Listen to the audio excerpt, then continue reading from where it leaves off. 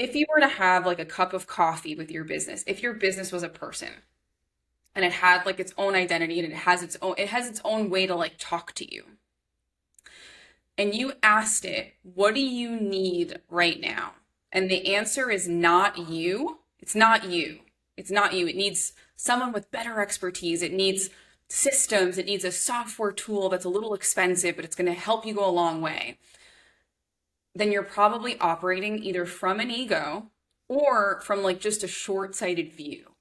And it's the same thing with a relationship, right? If you're in something really good and you're fighting and your ego is stepping in, it's usually the death of all relationships, right? It's a lot of ego.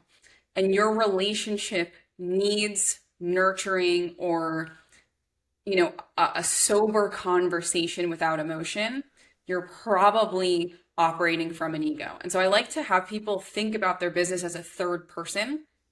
The interesting thing is, as coaches, we do that all the time. That's the whole point of me, is Right. because I am the third person that can Right. tell you if you're operating from an ego.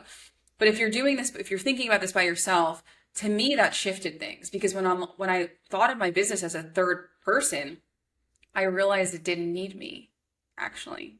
And I realized that I was holding it back. Like the business had a path of its own and a life of its own. We are the parents of a thing that we created, but the market and the need dictates where your business goes. You don't.